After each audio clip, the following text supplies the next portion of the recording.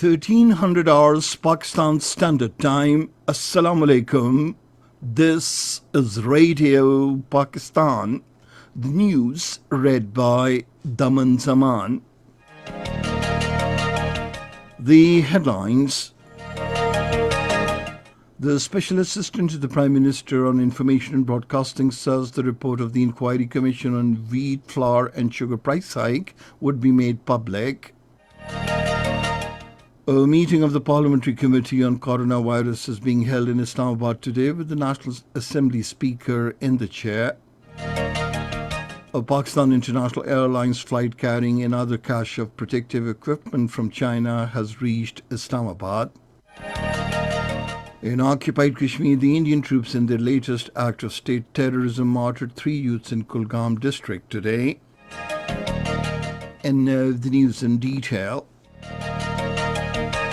The Special Assistant to the Prime Minister on Information and Broadcasting, Dr. Firdaus Hashikawan, says the report of the Inquiry Commission on wheat, flour and sugar price hike would be made public as Prime Minister Imran Khan did not believe in concealing facts.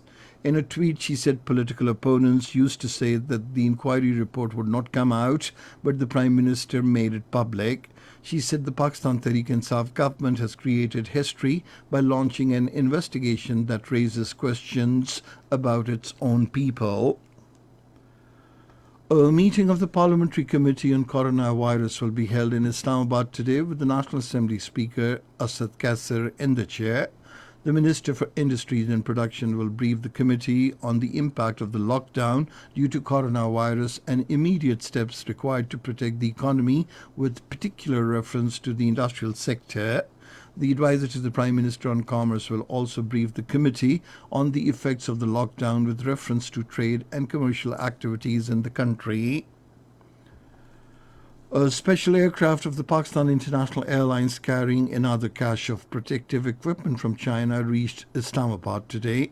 The Chairman, National Disaster Management Authority, Lieutenant General Mohammad Afzal, received the equipment. The protective goods include X-ray machines, ventilators, thermal guns and other material. Speaking on the occasion, the Chairman, National Disaster Management Authority, said Pakistan's testing capacity will likely reach 40,000 daily in the coming days. The number of confirmed coronavirus cases in the country has soared to 13,328, according to the National Command and Operations Centre. These include 5,446 cases in the Punjab, 4,615 in the Sindh province, 1,864 in Khyber Pakhtunkhwa, 781 in Balochistan, 318 in Gilgit-Baltistan, 245 in the Islamabad Capital Territory, and 59 in Azad Kashmir. 3,029 patients have so far recovered, while the death toll from the virus stands at 281, with 12 new deaths. The worldwide death toll from coronavirus pandemic has risen to 207,009, while over 2.9 million cases have been registered. According to the latest data, 881,525 patients have recovered from the pandemic so far. In the United States, the death toll from the pandemic now stands at 55,415, with over 987,322 infections from the virus. Italy is the second worst hit country in terms of deaths, with 26,644 and 197,675 infections, followed by Spain with 23,190 deaths and more than 226,629 infections. In occupied Kashmir, the Indian troops in their fresh act of state terrorism martyred 3 youths in Kulgam district today. According to Kashmir Media Service, the youths were killed by the troops during a cordon search operation at Lower Munda in Kazigund area of the district. Saudi Arabia and China have signed $265 million deal to fight against coronavirus.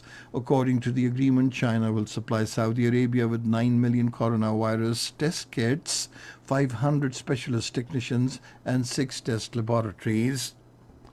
Saudi Arabia has abolished death sentence for convicts who commit crimes as minors. In a statement, the Human Rights Commission President Awad Al-Awad said the decree will help in establishing a more modern penal code and demonstrates the kingdom's commitment to following through on key reforms across all sectors. The United States has demanded Afghanistan's leadership and the Taliban to cease armed violence and focus on combating coronavirus pandemic.